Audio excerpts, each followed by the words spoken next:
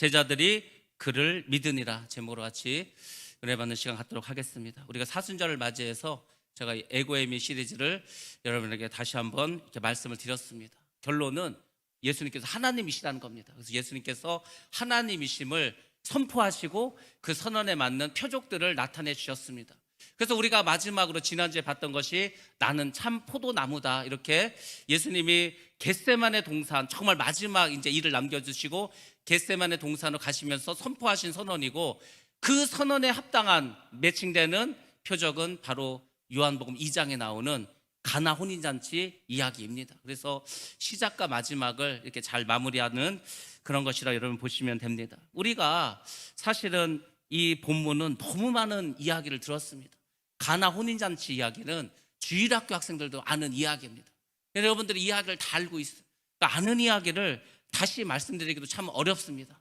다 아는데 어떻게 똑같은 말씀을 전하겠습니까? 듣는 여러분도 저 다 아는 이야기인데 별로 이렇게 마음에 기대되는 게 없을 것 같습니다. 그래서 제가 오늘 이 말씀을 정말 새로운 각도에서, 전혀 우리는 한 번도 생각해보지 않은 그 관점에서 오늘 말씀을 한번 전하려고 합니다. 그래서 여러분들이 오늘 잘 말씀을 들으시고, 중요한 것은 예수님께서 하나님이시다. 그래서 이 첫 표적을 통해서 제자들이 예수님은 정말 하나님의 아들이고 정말 하나님께서 보내신 메시아구나, 이것을 깨닫게 되는 표적이기 때문에 여러분들도 오늘 말씀 잘 들으시고 은혜 받으시기 바랍니다. 우리가 은혜를 받아야 돼요. 예수 믿는 사람들은 은혜를 받아야 삽니다. 은혜를 받지 않으면 살 수가 없습니다. 오늘 우리가 보는 이 은혜란 찬양도 얼마나 가사가 우리 마음속에 와닿습니까? 우리는 당연한 줄 알았어. 근데 이 세상에 당연한 게 없습니다.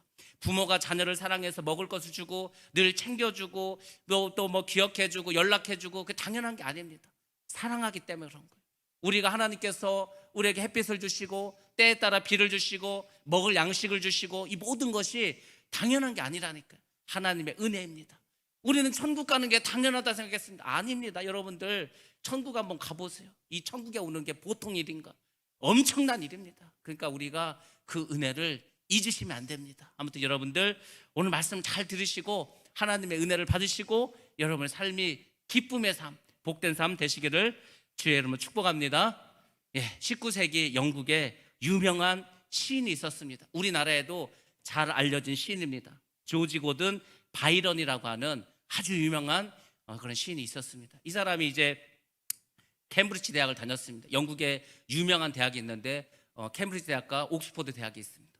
이 캠브리지 대학을 이제 다녔는데 3학년 때 시험을 봤습니다. 근데 이 당시에는 꼭 필수적으로 뭐 그 전공과가 상관없이 교양으로라도 꼭 들어야 될 과목이 있었는데, 그게 뭐냐면 신학이었습니다. 신학.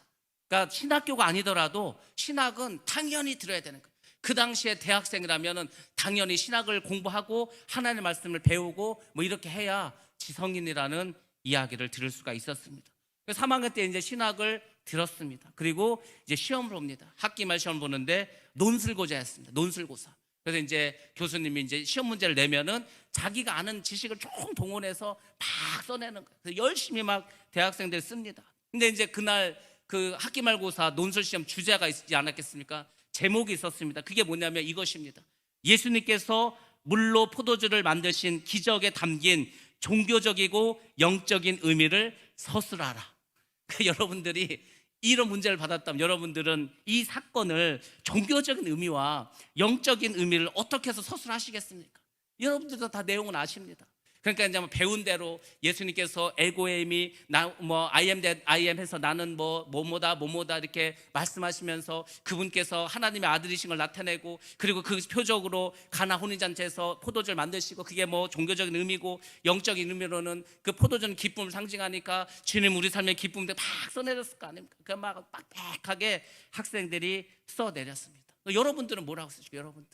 여러분들도 아마 제가 말한 그 범주에서 벗어나지 않고 그렇게 이야기를 아마 쓰셨을 것입니다. 근데 이 학생은, 이 바이런 원래 시인이지 않습니까? 이 사람은 짧고 굵게 딱 한 줄을 썼습니다. 뭐라고 썼냐면 이렇게 일단 썼습니다. Water so is created and brushed. 무슨 말이냐면 water, 이제 영국 발음 water죠. 물이 so 봤다는 거예요. 이 see라는 동사의 과거 so, 물이 보았다. 뭘 봤냐면 its creator, 그 사람의 그의 창조주를 봤다는 거예요. 물이 창조자를 딱 봐버렸어. 그래서 어떻게 됐냐? 브러시라는 게 뭐냐면 얼굴이 붉은색으로 변하다 이런 뜻이 있어요. 그래서 물이 하나님을 딱 보고서 너무 깜짝 놀라고 너무 신기해서 얼굴이 붉은색으로 딱 변했다 이렇게 썼습니다. 그걸 보고 교수가 A+를 줬다고 합니다. 많이 쓰는 것도 중요하겠죠. 근데 뭐 그 답이지 않겠습니까? 뻔한 대답일 텐데. 근데 이 바이런이라는 시인은 이 사건의 가장 핵심적인 것을 알았어요. 그래서 아주 재치있게 썼습니다. 물이 창조주를 보더니 얼굴이 붉게 되었다. 그래서 물이 포도주로 변했다. 뭐 이런 거 아닙니까? 그런 이야기가 있습니다. 또 이 물이 포도주로 변한 거에 대한 그런 유머도 되게 많습니다.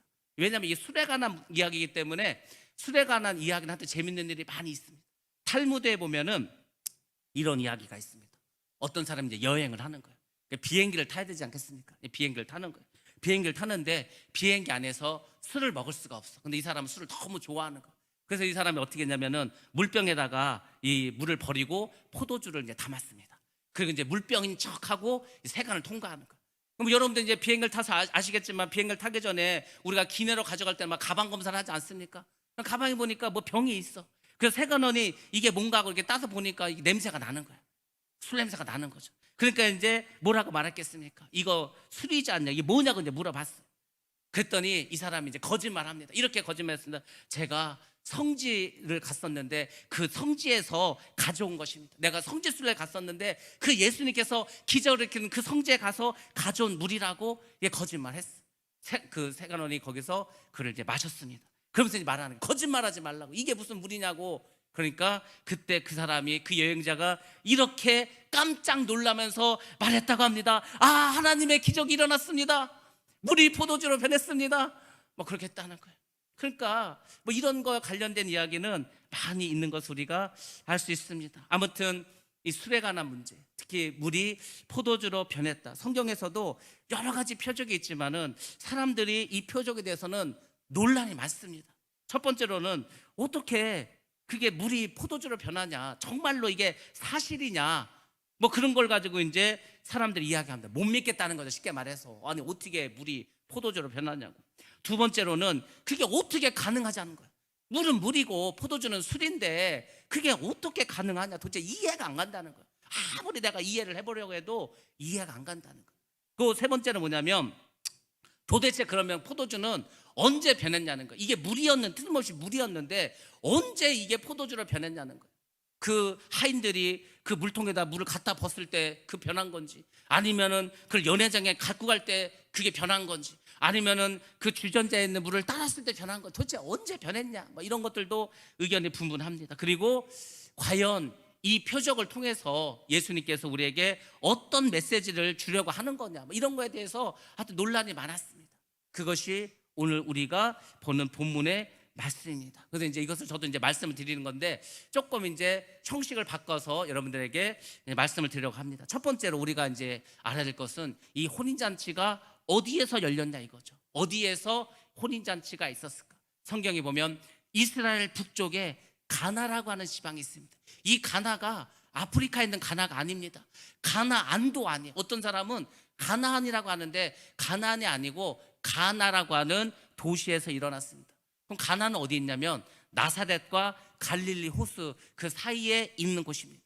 우리가 잘 아는 것처럼 예수님이 어린 시절에 어디서 성장하셨습니까? 바로 나사렛이라는 곳에서 예수님이 성장하셨습니다. 그래서 우리가 나사렛 예수라고 하는 거예요. 예수님이 나사렛에서 태어난 거 아니죠. 태어난 거는 베들레헴에서 태어났지만 그건 여행 중에 태어난 거고 실제로 자란 것은 나사렛입니다. 근데 거기가 이스라엘 볼 땐 깡촌이에요. 저 우리나라처럼 강원도 막 산골짜기 같은 오지에 오지. 그러니까 메시아가 태어나려면 뭐 수도인 예루살렘에서 태어나야죠. 어떻게 그런 오지에서 태어날 수가 있냐? 나사렛에서 무슨 선한 것이 날 수 있겠냐? 막 이렇게 사람들이 무시하지 않았습니까? 아주 좀 수도에서 떨어진 오지라는 걸 알 수 있습니다. 그리고 갈릴리 호수 거기에 있었습니다. 그래서 갈릴리 호수에서 차를 타고 20분 정도 가면은 가나라는 지방에 갈 수 있습니다. 그게 이제 약간 고원지대예요. 약간 산악지대고 그리고 산길이고 주변 환경이 아름다운 곳입니다. 이스라엘이 남쪽에는 사해 바다가 있고 사막이 있고 광야지만 북쪽에는 산이 있습니다. 헐몬산이라는 그 산에서 만년설이 흘러가지고 그게 갈릴리 호수를 만드는 거예요. 만년설이 있습니다. 이스라엘에 무슨 눈이 내릴까? 그 북쪽 헐몬산 꼭대기에는 항상 눈이 있어요. 그러니까 그렇게 북쪽이고 그리고 아주 갈릴리 호수와 가까운 곳이 가나라는 것을 우리가 알 수 있습니다. 자, 그러면 이제 결혼식을 하는데 누가 결혼을 했을까? 우리도 얼마 전에 막 결혼식이 2번이나 있지 않았습니까? 누가 결혼했냐가 중요한데, 가만히 보니까 예수님의 모친이었던 마리아도 이 나사렛에서 이 가나로 옵니다. 결혼식에 참석하기 위해서. 예수님도 제자들하고 갈릴리에 있었어요. 그러니까 예수님께서 막 제자들 막 부르러 갈릴리 어촌 마을을 돌아다니면서 막 제자들을 부르시지 않았습니까? 그래서 갈릴리에서 예수님도 이 가나로 혼인잔치로 가게 되었습니다.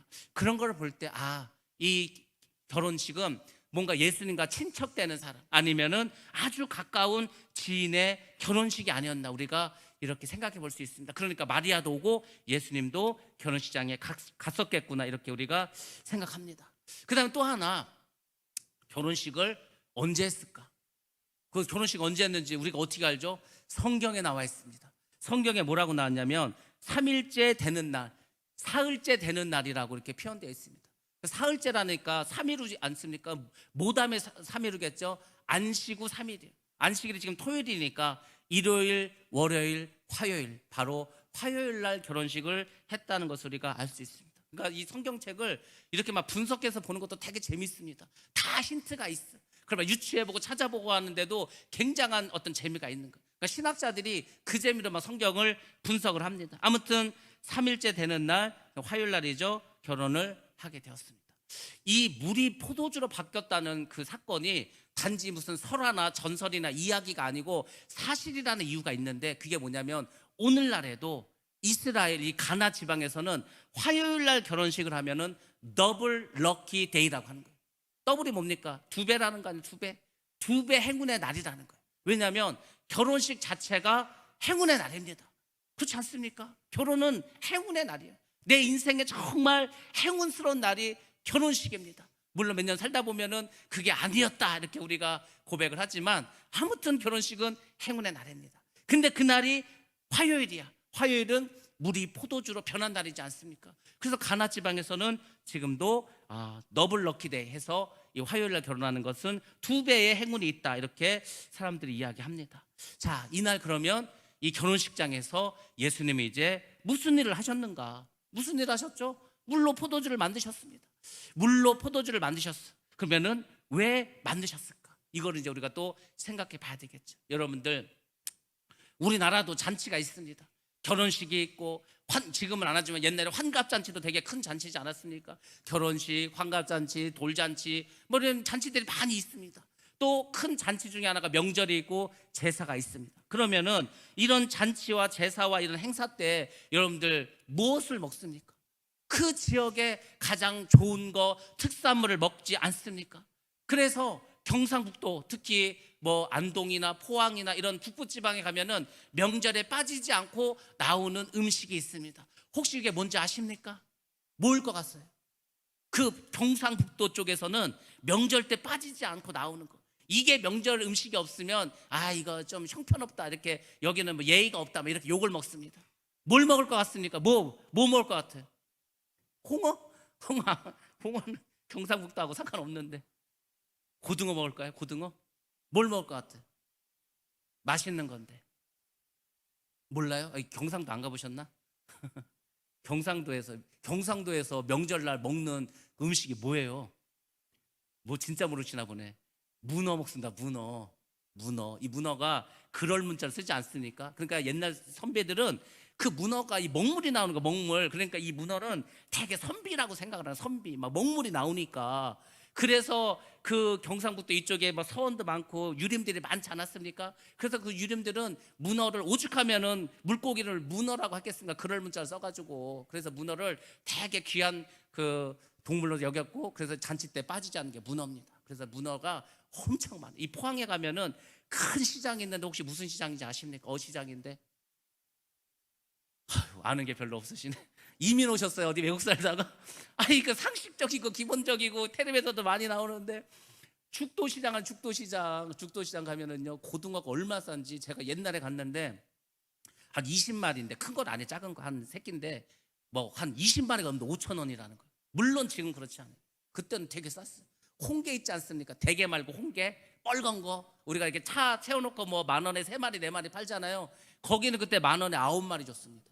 그래가지고 사가지고 거기 이제 그 쪄주는 데가 있어요. 그 쪄서 먹는데 홍게는 살이 거의 없어요. 솔직히 껍데기 전부 껍데기. 하여튼 그 되게 싼 게 하여튼 홍게입니다. 근데 하여튼 그 포항에 그 죽도시장인데 거기 가면 문어를요 기가 막히게 삶아가지고 정말 무슨 뭐라고 할까 그 무슨 저 외계인처럼 해가지고요 아주 이쁘게 쫙 꽃이 피는 것처럼 해가지고 막 삶아서 이렇게 팝니다. 그래서 이제 하여튼 문어 되게 유명해요. 경상도는 하여튼 빵점이시고 전라도로 넘어가겠습니다. 전라도에서는 명절 때 뭘 이렇게 좋아해서 먹을까요? 전라도는 좀 아시겠죠? 뭐입니까? 먹는 게 별로 관심 없으세요? 명절 때 빠지지 않고 전라도에서 잘 나오는 거 뭐 있어요? 일단은 못 먹어도 홍어는 먹어야 될까? 홍어 좋아해요. 그 또 있는데 또 뭐 먹죠? 경상도에서도 잘 먹긴 하는데 우리는 안 먹죠. 이쪽은 내륙이라서 상어고기 많이 먹습니다. 상어도 많이 먹고 하여튼 그런 게 있어요. 하여튼 지역 특산물을 하여튼 제사상에 놔야지 욕도 안 먹고 명절 때 아니면 또 잔치 때 놔야 됩니다. 그러면 금산은 뭘 넣습니까? 금산은 명절 때 인삼 넣나요? 인삼 튀김? 아니 뭐 없어요? 특산물? 명절 때 빠지지 않고 올리는 거? 없구나. 그러니까 지역마다 하여튼 특산물이 있어요. 근데 이스라엘에는 이 뭐가 이제 가장 명절 때 빠져서는 안 될 게 있냐면 그것이 바로 포도주입니다. 포도주. 그래서 명절 때 좋은 포도주를 내놓는 거예요. 그래서 포도주가 좋은 걸 내놔야 이제 그 혼주가 칭찬을 받는 거예요. 이 집은 정말 향기로운 포도주로 손님을 대접한다고. 아니 생각해보세요. 이스라엘에 뭐 대단한 게 뭐 있겠습니까? 좋은 포도주 내놓는 게 그 당시 하여튼 좋은 풍습이었습니다. 근데 이게 손님 너무 많이 와버렸어요. 이스라엘에 보통 결혼식 하면 일주일 정도 합니다. 일주일 동안 손님을 받는 거예요. 그러니까 뭐 맨날 와가지고 막 하니까 아무리 많이 준비를 해도 술이 독이 날 수밖에 없겠죠. 그래서 포도주가 결국은 다 떨어져 버리고 말았습니다. 그렇죠. 우리가 잘 아는 것처럼. 그래서 어쨌거나 예수님은 포도주를 이제 만들게 되셨습니다. 자, 그게 이제 우리가 10절 말씀에 보면 이렇게 사람들이 그 포도주를 맛보고 말합니다. 사람들마다 먼저 좋은 포도주를 내고 취한 후에 낮은 것을 내거늘 그대는 지금까지 좋은 포도주를 두었더라 하면서 이 혼주를 막 칭찬하는 이야기가 납니다. 이것을 통해서 볼 때 예수님께서 좋은 포도주를 만들었다는 거죠. 일단은 예수님이 좋은 포도주를 만들어서 사람들에게 줬습니다. 그러면 좋은 포도주는 무엇일까? 여러분도 혹시 이 본문 말씀을 들으면서 좋은 포도주는 어떤 건가? 이거에 대해서 뭐 들어본 적 있습니까? 거의 없으실 겁니다. 저도 뭐 그 6개 물 항아리가 뭘 상징하고 그게 뭐 포도주로 변한 게 뭘 상징하고 뭐 이런 식으로 설교를 많이 했지만 술 얘기는 거의 안 했던 것 같아요. 그냥 좋은 포도주를 만들었다. 그러니까 우리는 그냥 상식적으로 알고 그냥 넘어갔어. 근데 이게 원어적으로 보면은 우리의 상식을 파괴하는 이야기가 굉장히 많습니다. 그래서 정말 원어적으로 봤을 때 이게 어떤 의미를 가지고 있는가 이거를 다시 한번 우리가 한번 오늘 말씀을 통해서 배워보려고 합니다. 좋은 포도주, 어떤 게 좋은 포도주인가? 자, 오늘 본문 말씀을 통해서 보면은 일단은 돌 항아리부터 나옵니다. 왜냐하면 그 돌 항아리에다가 물을 채우고 그리고 그 물을 떠다 줬을 때 포도주로 변하지 않았습니까? 그래서 이제 먼저 나오는 단서는 돌 항아리입니다. 이 돌 항아리가 도대체 얼마나 클까? 돌 만든 항아리라고 하는데 2-3통이 들어간다고 했습니까? 그러니까 우리로 지금 양동이 같은 것도 2통이나 3통이 들어가요. 그래서 보통 이스라엘 사람들이 물 항아리로 사용하는 그 돌 항아리는 한 34리터 정도 된다고 합니다. 34리터 정도 돼요. 그 항아리가 그러니까 통이 한 34리터 들어가는 거. 34리터 들어가는 통을 가지고 이제 그 물 항아리에다 붓습니다. 그러면 보통 그 항아리의 용량은 68에서 120리터 정도 된다는 거예요. 그러니까 큰 거는 120리터가 들어가고 작은 돌 항아리는 68리터 정도 들어가는 거예요. 근데 그 집에 항아리가 총 몇 개가 있었습니까? 6개가 있었죠. 그러니까 대략 예수님께서 만든 포도주는 적어도 400리터는 만들었던 400리터. 그러니까 이제 우리가 한번 그 술 얘기를 하니까 술이 얼마나 도대체 있었을까 그걸 먼저 한번 생각해 보는 겁니다. 400리터. 여러분들 400리터 하니까 잘 이해가 안 가시죠? 2리터짜리 병이 있습니다. 거기 우리가 뭐 있죠? 홍삼 뭐죠? 그 액 있잖아요. 그거 홍삼액도 있고 뭐 도라지 그 청도 있고 막 그게 2리터 아닙니까? 그거 200개가 있는 거예요. 그게 400리터입니다. 그러니까 적은 양이 아니에요. 적은 양이 아니에요. 그렇게 해서 한 400리터 이상의 포도주를 만들었습니다. 그러니까 그 정도 양이면 아무리 손님이 많이 와도 그 손님들 다 먹고 취할 수 있을 만큼 며칠을 잔치해도 모자르지 않을 만큼의 양이 됩니다. 매일 한 100명씩 와서 취하도록 먹어도 마음껏 먹어도 부족함이 없는 그런 양이라고 보시면 됩니다. 자, 근데 이제 문제는 뭐냐면 여러분 한번 그런 거 생각해 봤습니까? 아니 예수님께서 술을 만들어서 그러면 그 사람들 다 취하게 만드셨는가? 그런 생각 혹시 해보셨어요? 아니 예수님께서 물로 포도주를 만들었어. 그래서 그 기쁨, 그 잔치에 기쁨을 주셨어. 뭐 그거는 우리가 다 아는 건데, 아니 그러면은 도대체 예수님께서 술을 그렇게 많이 만들어 가지고 그 사람들 다 취하게 만드셨을까? 아, 예수님이 술도 안 드신 분이신데, 그래서 우리가 이 점에 대해서 한번 좀 생각을 해보셔야 됩니다. 예수님께서 살아생전에 이런 말씀하셨습니다. 마가복음 14장 25절 말씀입니다. 자, 같이 봅니다. 시작. 진실로 너희에게 이르노니 내가 포도나무에서 난 것을 하나님 나라에서 새 것으로 마시는 날까지 다시 마시지 아니하리라 하시니라. 아멘. 아멘. 포도나무에서 난 것 뭐죠? 포도주 아닙니까? 그러니까 예수님께서 내가 하늘나라 갈 때까지는 하늘나라에서는 마시겠지만 이 땅에서는 포도주도 안 먹겠다고 하신 분이 예수님인데, 아니 그분이 포도주 술을 400리터를 만들어서 그 사람들을 다 취하게 하셨을까? 뭔가 이상하잖아요. 뭔가 이상하는데 우리는 그거에 대해서는 한 번도 생각해 본 적이 없죠. 그냥 은혜스럽게 넘어갔습니다. 여기서 우리가 알아야 될 게 있는데 뭐냐면, 술이 취한다 이렇게 표현이 했는데, 이따가 이제 제가 술 취했다는 게 어떤 원어적으로 뜻이는가 말씀드리겠지만은, 예수님께서 이 술을 주고 이렇게 기쁨을 줬는데 사실은 취하게 한 게 아니고 그 사람들의 감각을 흐리지 않게끔 하셨어요. 그러니까 우리가 술을 먹으면 인사불성이 되지 않습니까? 근데 예수님이 주시는 술은 아무리 먹어도 인사불성이 되지도 않고 취해서 막 몸을 비틀비틀 하지도 않고 막 술 먹어서 술김에 싸움하고 이렇지도 않다는 거예요. 그런 술이 있습니다. 그런 술을 만드신 거예요. 그러니까 예수님이 좋은 술을 만드셨죠. 어떤 술인가는 제가 조금 이따 다시 말씀드리도록 하겠습니다. 그래서 이제 포도주를 이제 이렇게 성분을 분석을 해야 되는데, 자, 포도주의 종류가 있습니다. 우리는 그냥 포도주 하면 다 포도주라고 생각하지만 그렇지 않습니다. 여러분, 술은 크게 뭐가 있냐면은 증류주가 있어요. 증류에서 먹는 거. 대표적인 게 뭐죠? 소주입니다. 소주는 증류에서 만든 거예요. 그래서 안동에 가면 안동 소주라고 있어요. 막 한 40도 정도 됩니다. 굉장히 독한 그런 술이 있어요. 그리고 대부분 우리가 먹는 술은 뭔 술이냐? 발효주를 먹는 거예요. 발효. 그러니까 포도가 오래 놔두면 발효되지 않습니까? 그럼 그 알코올로 변하는 거예요. 다른 과실들도 마찬가지고 발효해서 먹게 됩니다. 근데 발효해서 먹게 되면 독해지는 거예요. 그래서 소주, 그 포도주 중에서 아주 독한 포도주가 있습니다. 그것을 혹시 뭐라고 하는지 아십니까? 포도주인데 아주 독해. 그래서 독한 술에 아주 우리가 대명사, 프랑스 사람들이 많이 먹는 거 뭔지 아세요? 술을 다 끊어서 이제 잊어버리셨습니까? 옛날에는 다 알았는데 꼬냑이라고 했어요. 꼬냑. 이 꼬냑이라는 것은 아주 독한 포도주가 꼬냑입니다. 그러니까 이게 하여튼 발효가 되면은 아주 술이 점점 진해지게 됩니다. 근데 그런 발효주가 있고, 또 성경에 보면 술이라고 나오지만 사실 술이 아닌 게 있습니다. 그게 바로 뭐냐면 포도즙이 있어요. 포도즙 우리가 먹지 않습니까? 이제 가을에 추수해가지고 포도가 이제 막 들어갈 때가 됐어. 그래서 이제 상품성도 없고 이제 좀 시들시들해. 그걸 다 모아서 우리 뭐하죠? 포도즙을 만들지 않습니까? 포도즙 다 먹어보셨죠? 피곤할 때 먹으면 얼마나 좋은지 모릅니다. 향기도 얼마나 좋은지 모릅니다. 그리고 이게 발효가 되지 않은 거라서 취하지도 않습니다. 그래서 포도즙이 있어요. 발효가 되지 않은, 쉽게 말하면 포도 주스, 거기다 물을 타가지고 마셨습니다. 포도즙이 있습니다.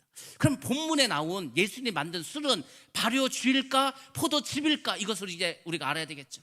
근데 이게 아쉽게도 그냥 영어 성경에는 와인이라고 나왔습니다. 우리가 포도주를 와인이라고 하지 않습니까? 헬라어 원어로는 오이노스란 말을 썼습니다. 근데 이 오이노스란 말은 발효주라는 뜻으로도 쓸 수 있고 포도즙이라는 뜻으로도 쓸 수가 있습니다. 그래서 성경에 보면 발효주인 것은 독주라고 표시를 많이 합니다. 우리가 잠언서에 보면 술 취하지 말라, 이는 방탕한 것이라 뭐 하면서 술 취하지 말라고 뭐 하지 않습니까? 그리고 우리가 성경 여기저기 보다 보면은 뭐 그렇지, 술 취하지 말라, 술 취하지 말라 하면서 나온 거 있죠.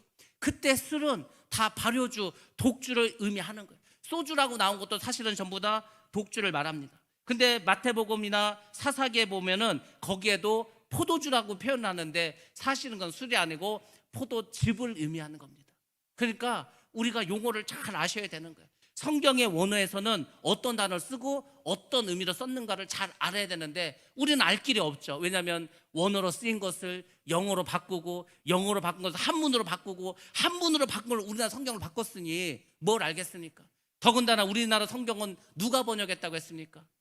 서상윤이라고 하는 사람이 번역했는데 이 사람이 그 만주에 가서 그 중국에 들어와 있는 그 영국의 선교사하고 로즈라고 하는 선교사하고 그 중국어로 되어 있는 한문으로 되어 있는 성경을 우리나라 말로 번역을 했는데 이 서상윤이라는 사람은 한학자였습니다. 한학자, 유학자였어요. 유학자.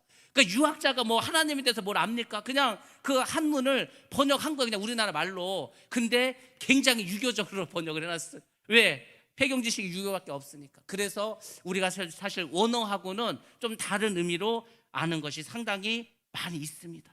그래서 아무튼 우리가 이 술의 종류도 이제 우리가 한번 알아보셔야 됩니다. 어떤 종류인지를 알려면은 이 본문을 다시 한번 우리가 봐야 되는, 그리고 역사적인 그런 또 맥락도 한번 보셔야 되고 당시의 풍습도 한번 보셔야 되고 그 당시의 전통도 한번 찾아보시는 거, 그리고 유추해 보는 겁니다. 도대체 예수님께서 어떤 술을 만드셨는가. 자, 10절을 우리는 일반적으로 그동안 이렇게 해석을 했습니다. 연회장이 이제 술을 갖다 줬어요. 사람들이 막 그 전부터 막 술을 먹어서 다 진탕 취해 있어.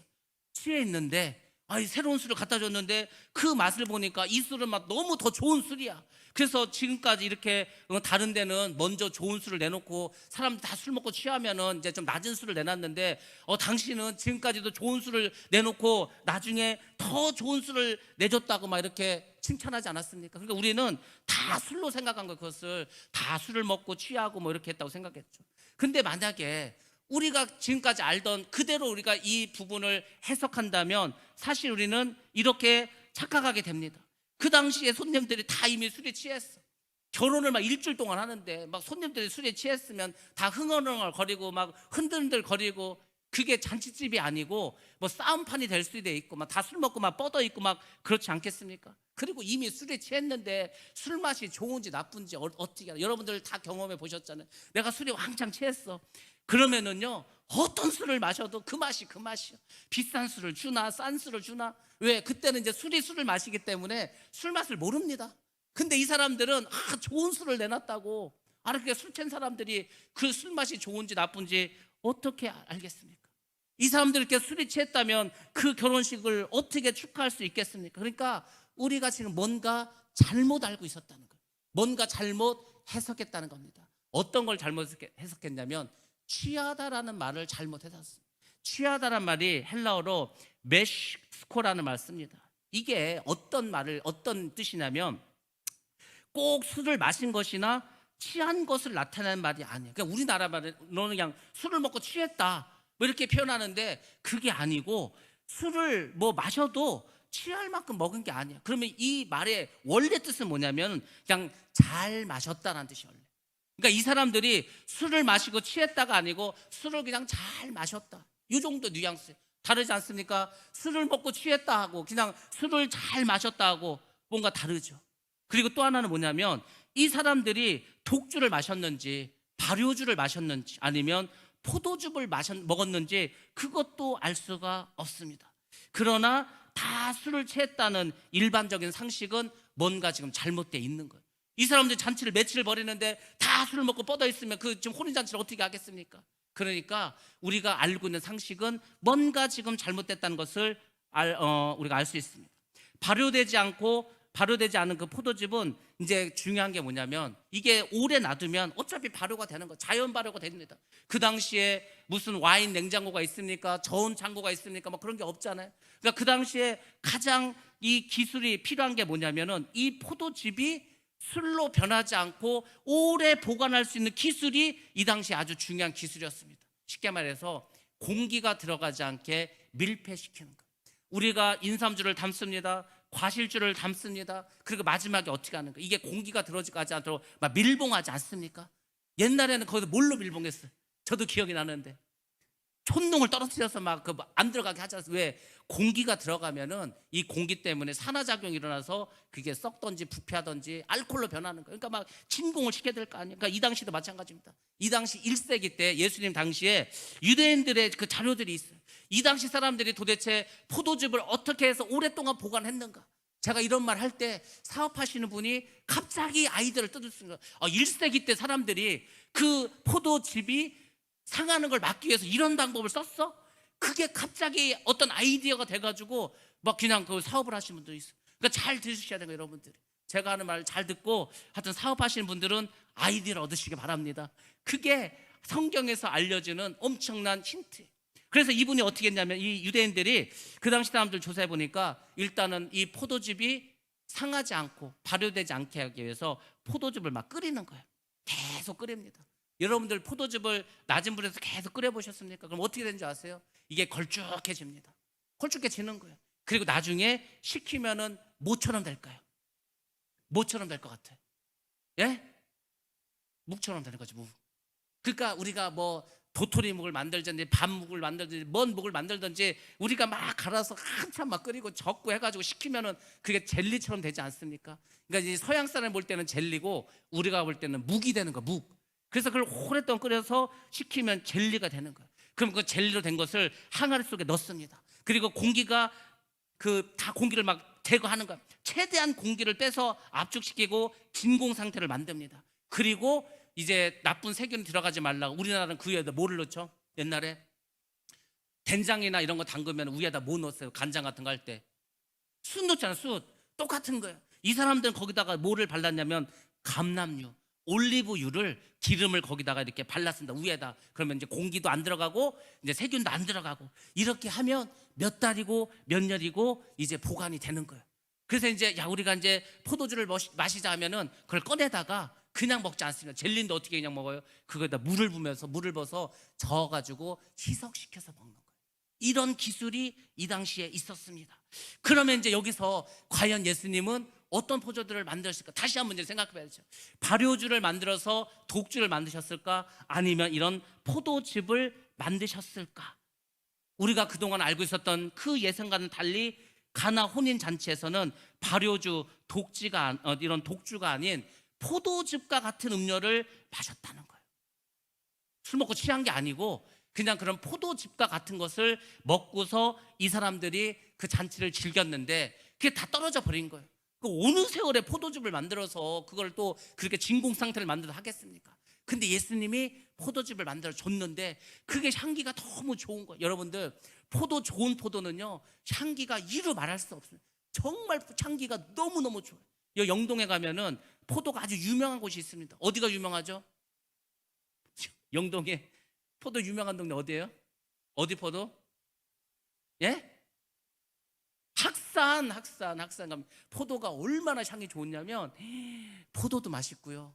그 진짜 그 포도즙을 해도 향기가 너무너무 좋은 거예요. 외국 사람도 아마 놀라버릴 거예요. 그러니까 그렇게 좋은 향기도 좋고 너무 달콤하고 포도가 달면 얼마나 달콤합니까? 그런 포도즙을 예수님께서 만들어 준 거예요. 그러니까 그 손님들이 그걸 잘 마셨다고 이렇게 표현을 하는 겁니다. 오늘날에는 술을 즐겨서 하지만 당시 유대 사람들은 그렇게 술을 많이 먹지 않았어요. 우리는 막 옛날에 예수님 시절 때 그 유대인들이 술을 되게 많이 먹으면 생각하는데 절대 그렇지 않습니다. 이 사람들은 고기를 많이 먹기 때문에 소화를 위해서 또는 약으로 쓰기 위해서 포도즙을 많이 먹었어요. 뭐 물도 뭐 오늘처럼 무슨 정수기가 있으니까 뭐가 있으니까 물도 안 좋은데 이쪽은 석회석이 많아가지고 그러니까 포도즙을 해서 많이 먹었습니다. 그래서 이 사람들이 성경에서 볼 때는 포도주를 마셨다 하지만 그 포도주가 우리가 아는 술이 아니라 포도즙일 확률이 훨씬 더 많이 있습니다. 이 당시에 사람도 술을 많이 먹지 않았습니다. 왜 그러냐면 이것도 이제 유추해 보시기 바랍니다. 이 당시에 신부의 나이가 보통 몇 살이었냐면 12살에서 13살이었어요. 그러니까 지금으로 치면 초등학교 5학년 6학년이에요. 5학년 6학년이면 시집 가는 거 그냥. 그럼 신랑은 몇 살일까? 신랑은 한 14살 15살입니다 우리나라도 옛날에 그렇지 않았습니까? 12살이면 시집 갈 나이에요. 14살이면 시집 장가 갈 나이에요. 20살이 되면 노총각이 되는 거예요. 노처녀 되고. 그렇죠. 이 당시에도 마찬가지입니다. 왜? 평균 수명도 짧고 먹고 사는 게 힘드니까 일찌감치 다 시집 보내고 빨리 애를 낳아야 될 거 아닙니까? 그래서 그렇게 갔어. 근데 12살, 신부 12살, 신랑 14살인데 그 어린 애들한테 그 독주를 줘보세요. 술 먹고 다 뻗어버릴 거 아닙니까? 그럼 어떻게 결혼식을 해? 그러니까 포도주가 아니라 포도즙을 줬다, 이렇게 여러분들이 이제 생각을 하시면 됩니다. 그래서 신랑 신부에게도 이게 너무 부담이 되는 거야, 술을 먹게 되면. 또 하나는 술을 주게 되면은, 술을 먹으면은 처음엔 기분이 좋습니다. 기분 좋잖아요. 여러분 다 경험해 보시지 않았습니까? 기분이 좋아요. 기분 좋아하니까 뭐 하니까? 노래를 부르요. 노래를 부릅니다. 거기까지도 분위기 좋아. 그럼 이제 뭐 하죠? 이제 잔치니까 막 이런 춤을 추죠. 춤을 춰. 근데 거기까지요. 더 먹으면 이제 어떻게 되는 거예요? 이제 싸움이 일어나가 싸움이 일어나든지 뭐 아니면 뭐 울든지 뭐 난리가 나겠죠. 그래서 이 결혼식장이 난장판이 되는 거예요. 그러니까 결혼식도 이 잔치도 혼란스럽게 할 수가 있습니다. 그래서 독주가 아니라는 단서는 여러 가지가 있는 거예요. 또 하나, 이 결혼식에 사용한 포도주가 독주가 아닌, 발효주가 아닌 포도즙이라는 단서가 또 하나 있습니다. 그것이 바로 뭐냐면 이 결례를 행했던 항아리입니다. 항아리. 유대인들은 율법을 지킨 사람들이었습니다. 하나님의 말씀을 정말 목숨처럼 지켰던 사람이에요. 그러니까 이 집에도 지금 동아리 그 항아리가 있지 않습니까? 그 무슨 항아리라고 했어? 물 떠놓은 항아리 아닙니까? 그 왜 물을 왜 떠났어? 하나님께서 결례, 예절상 이렇게 밖에서 사람이 들어오면 하인이 가서 주인의 손도 닦아주고 발도 닦아주라는 그 항아리 물통 아닙니까? 그러니까 그것도 율법에 있으니까 그렇게 지킨 사람이요. 그렇게 율법을 잘 지키는, 쉽게 말하면 믿음이 좋은 사람들이 술을 그렇게 퍼마셨겠냐 이거겠죠. 그렇지 않습니다. 이 사람들은 정결의식에 관심을 가졌던 유대인들입니다. 그러니까 이 사람들이 술을 좋아하지 않았어요. 술을 마시지도 않았고 알코올도 거의 좋아하지 않았습니다. 그걸 우리가 지금도 알 수 있어요. 여러분들 그 중동에 가면은 이슬람 사람들 있지 않습니까? 중동 사람들도 아브라함의 후손입니다. 아브라함의 후손. 이 사람들도 하나님을 알아요. 그 하나님 알라라고 불러서 그게 문제지. 중동 사람들이요, 술 안 먹습니다. 우리가 생각할 때는 아이고 더우니까 안 먹지. 더우면 맥주 먹으면 되지. 맥주 먹으면 시원하고 좋은데 술 먹지 않아요. 왜 그런지 아십니까? 그들의 계명이 그런 거예요. 그게 왜 그런 계명 나왔을까? 사실은 구약의 성경에서 술을 금한 게 많이 있어. 그러니까 이 사람들 술 안 먹습니다. 돼지고기도 안 먹습니다. 부정한 음식은 먹지도 않습니다. 그냥 오늘날까지도 내려오고 있는데 이 당시 사람들은 훨씬 더 말씀을 잘 지키지 않았겠습니까? 그러니까 결혼식 날 알코올이 들어간 그런 독주를 절대 먹지 않았다는 것을 우리가 알 수 있습니다. 그래서 유명한 그 당시에 어떤 그 시인이 이렇게 말합니다. 플라니우스라는 사람이 이런 말을 했습니다. 좋은 포도주란 영혼이 없는 포도주다. 포도주에 영혼이 없어. 우리가 흔히 하는 말로 야, 너는 이렇게 영혼 없는 대답을 하냐? 뭐 그런 말 하지 않습니까? 그러니까 포도주에 영혼이 없다는 건 뭐죠? 포도주에 알코올이 없다는 거예요. 그러니까 가장 좋은 포도주는 알코올이 없는 포도주다, 이런 말을 했습니다. 헬라인들도 이 포도주를 마실 때 포도주에다가 3분의 1이나 4분의 1의 그러니까 물을 넣고서 그러니까 3대 1이나 4대 1의 비율로, 많이 넣으면 물을 4배 넣고 아니면 물을 3배 넣고서 희석해서 먹었습니다. 헬라인들도. 그러니까 막 술을 엄청 즐긴 것 같지만 그렇지 않아요. 우리나라 이제 술 좋아하는 사람들이 이제 그 핑계를 대죠. 봐라, 성경에도 술을 먹지 말라고 한 게 있냐? 다 지금 예수님도 포도주 마시고 이스라엘 사람들 다 술을 먹었구만. 근데 왜 우리는 술을 못 먹게 하냐고 막 따지지 않습니까? 이 사람들은 독한 술 안 먹습니다. 포도즙을 먹은 거예요. 그런 문화가 내려와서 지금도 서양 사람들은 술 많이 안 먹습니다. 술 좋아하는 사람 다 술 중독이 돼버리고 일반적인 사람들은 그냥 맥주 한 병 갖다 놓고 그냥 간단하게 음식하고 먹으면서 소화용으로 먹는 거예요. 우리처럼 그냥 부어라 마셔라 밤새도록. 그 서양 사람들이 한국에 와서 놀란 게 뭐냐면, 아니 12시, 밤 12시가 넘었는데도 가게 문을 열더라는 거예요. 근데 사람들이 밤새도록 놀더라는 거예요. 세상에 노래방도 있지, 술집도 1차 끝나면 2차 가지, 2차 끝나면 3차 가지, 아침까지 술을 먹어. 이런 나라 없습니다. 보통 호주 이런 데 8시면 문을 닫아버려요. 8시 다 이렇게 가족들하고 즐기라고. 그러니까 우리처럼 이렇게 밤새도록 술 먹는 걸 보고 깜짝 놀란 거예요. 막 술 좋아하는 사람은 천국이지 한국이 밤새 먹을 수 있으니까. 우리가 술을 훨씬 좋아하는 거 사실은 엄청 먹습니다. 우리나라 사람들 주량이 막 장난 아니지 않습니까? 기본 소주 2병은 다 먹잖아요. 소주도 뭐 도수도 이제 낮아졌어. 뭐 19도짜리도 나오고. 그러니까 뭐 얼마나 잘 먹습니까? 애들도 잘 먹습니다. 여자애들도 잘 먹습니다. 제가 옛날에 애들을 가르치는데 내가 충격을 받았어. 고등학교 3학년 여자애들인데 여름방학이었습니다. 근데 걔들이 그러는 거야. 선생님, 우리가 고3이라 여름방학은 없고 학교에서 한 3일인가 4일을 하여튼 휴가를 줬다는 거예요. 아, 그러냐고. 그래서 뭐 하기로 했냐니까, 친구들하고 놀러 가기로 했다는 거예요. 뭐 놀러 갈 수 있죠. 그래서 어디 가냐 그랬더니 이제 6명이가 돼가지고 택시는 이제 안 되니까 밴을 불렀다가 밴 있지 않습니까? 카니발 해갖고 막 밴 뭐 있었잖아요. 거기다가 이제 먹을 걸 싣고 어디 계곡 가서 놀겠다는 거 저는 이해가 안 가. 뭔 여고생들이 계곡에 가서 그것도 뭐 밴을 빌려서 놀러 가는. 그래 뭐 하고 노냐 그랬더니 삼겹살을 사가고 삼겹살 구워 먹어서 소주를 먹고 오겠다는 거예요. 그래서 야, 니네는 근데 걔네들 노는 애들도 아니고 공부도 잘하는 애들이요. 아니 근데 야, 여자애들이 그런 데 가서 술을 먹어. 그러니까 먹어요. 너무 그냥 오히려 걔들이 막 의아하는 거예요.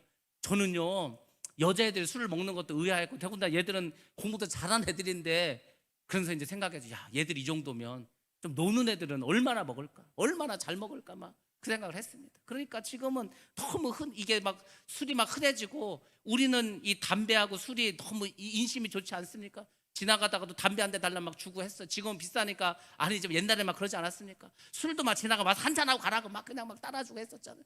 그렇죠. 되게 우리는 넉넉합니다. 그쪽으로는. 그러니까 우리가 알게 모르게 술을 좋아하고 많이 먹었던 민족이에요. 그래서 선교사들이 가만히 조선에서 보니까 이게 못 살면서 맨날 술 먹고 싸우고 때리고 하는 거예요.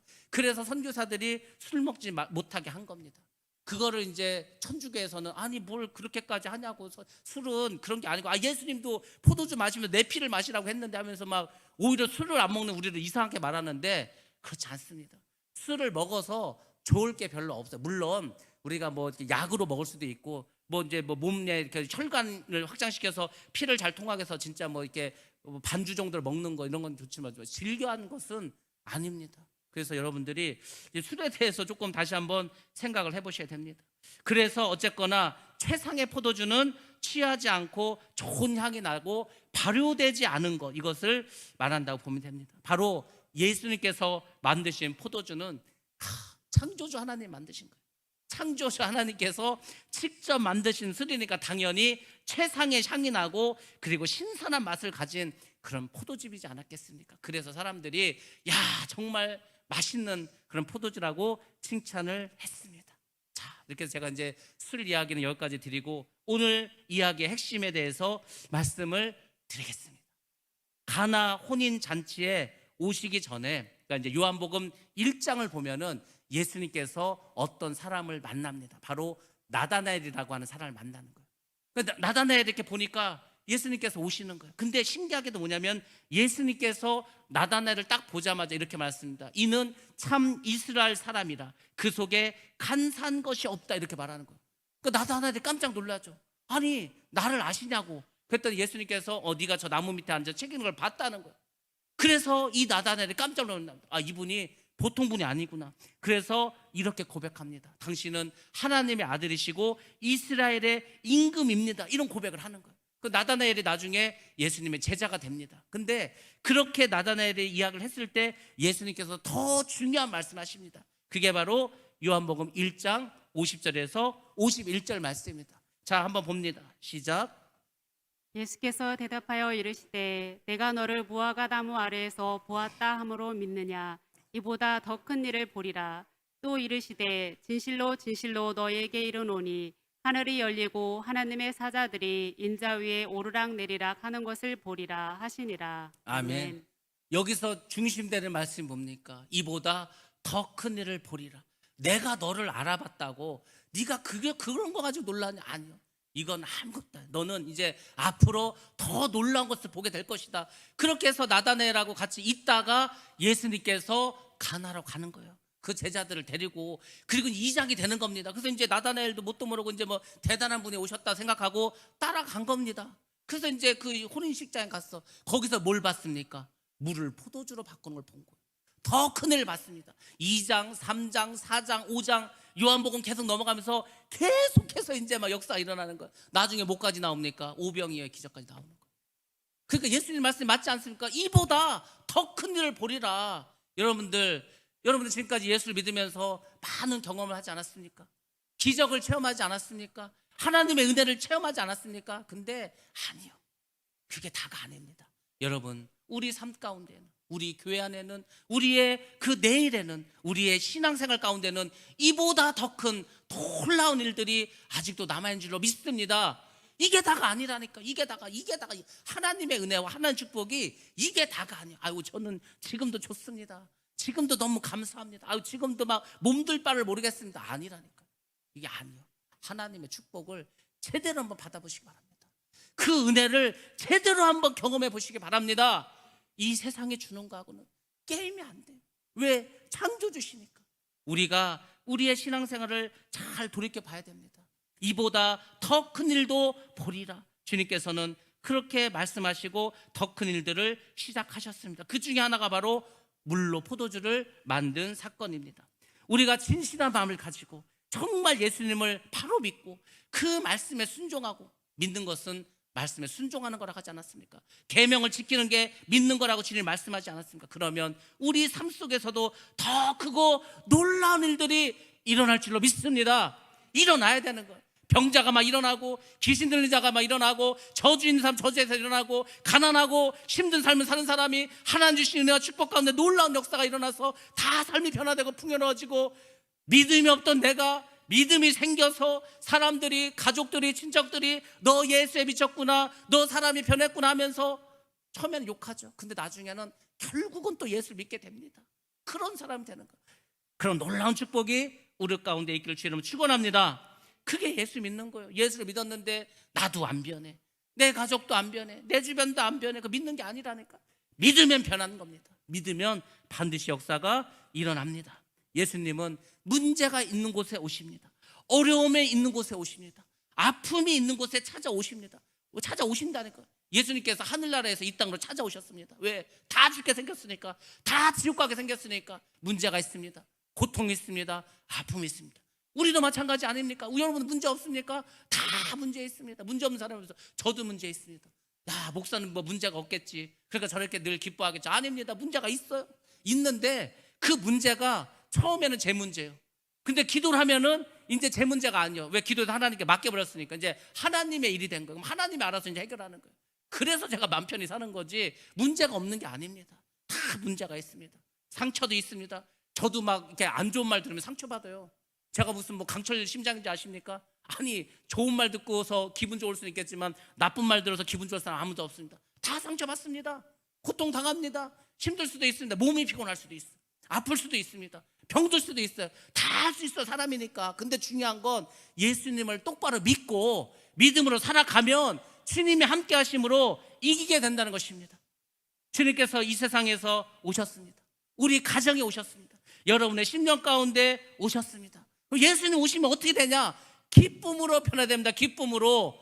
지금 가나 혼인잔치에 지금 포도주가 떨어져서 이 결혼식에 지금 파장되게 생겼어. 이게 결혼식이 잘 나가다가 이게 갑자기 이제 막 좀 짜증스럽고 이렇게 변했어. 근데 그곳에 와서 기쁨을 주시지 않았습니까? 좋은 포도주로, 아주 포도주가 아니라 포도즙이라고 해야 되냐, 좋은 포도즙으로 사람들을 행복하게 해주고 기쁘게 해주고 기쁨에 참여하게 해주셨습니다.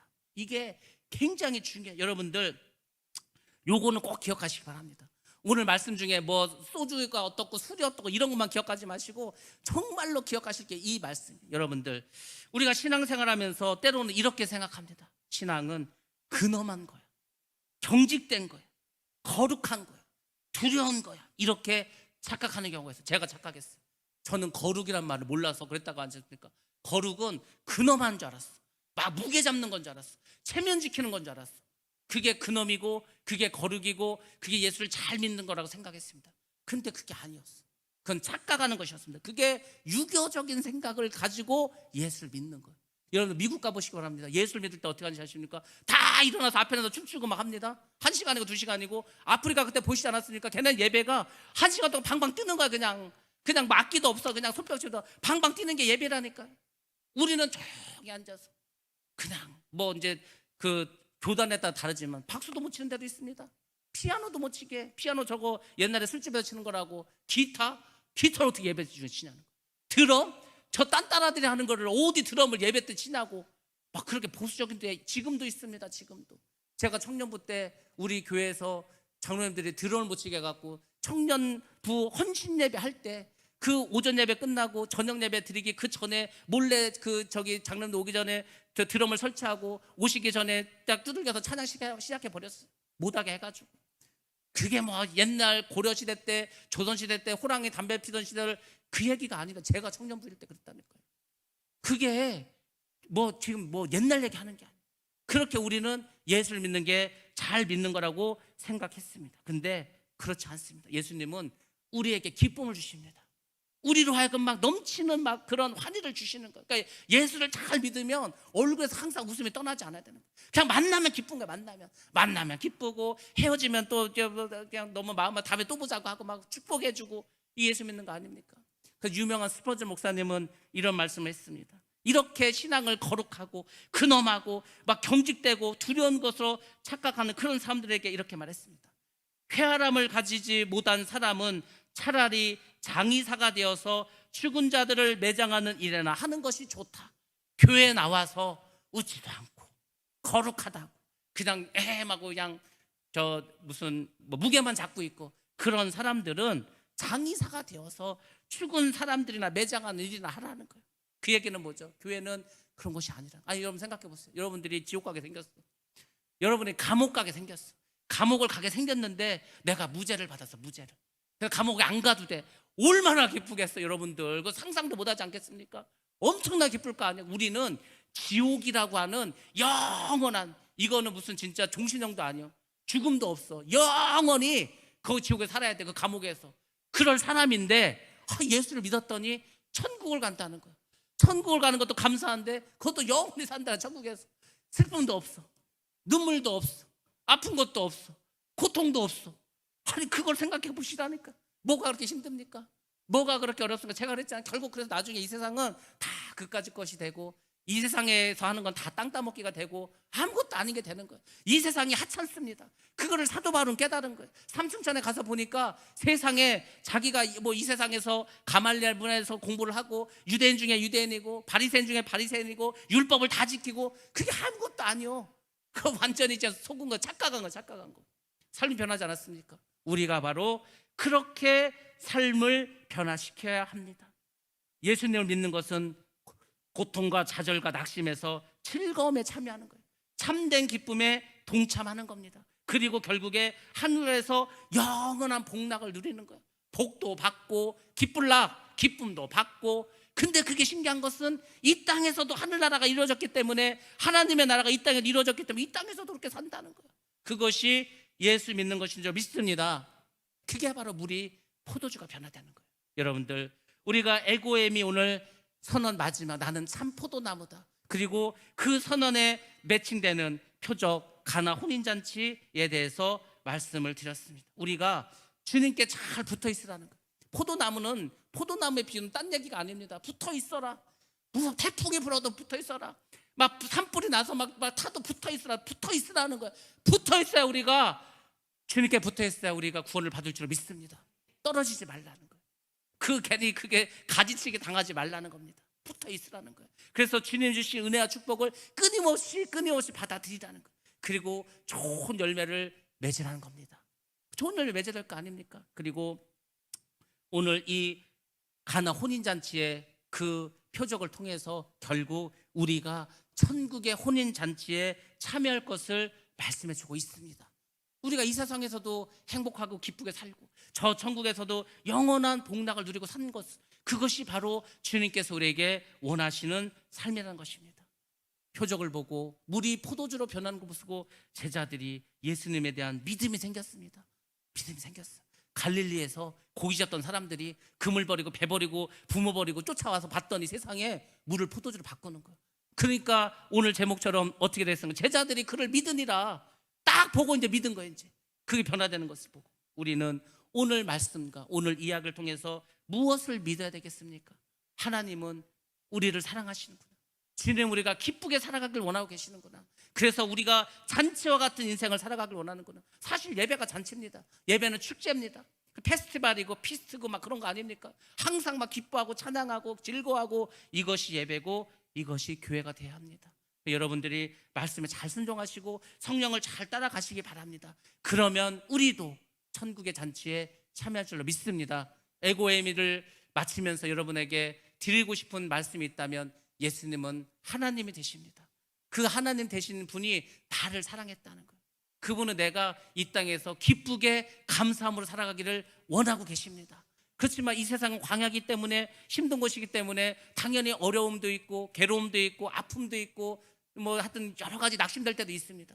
그렇지만 그래도 주님을 붙잡고 붙어 있으면 주님 주시는 그 은혜, 주님께서 뿌리로부터 올라오는 그 영양분을 받은 그 포도나무의 가지가 풍성한 포도를 맺는 것처럼 여러분의 삶에서도 반드시 좋은 열매가 맺을 줄로 믿습니다. 그런 저와 여러분 되시기를 주의 이름으로 축원합니다. 예.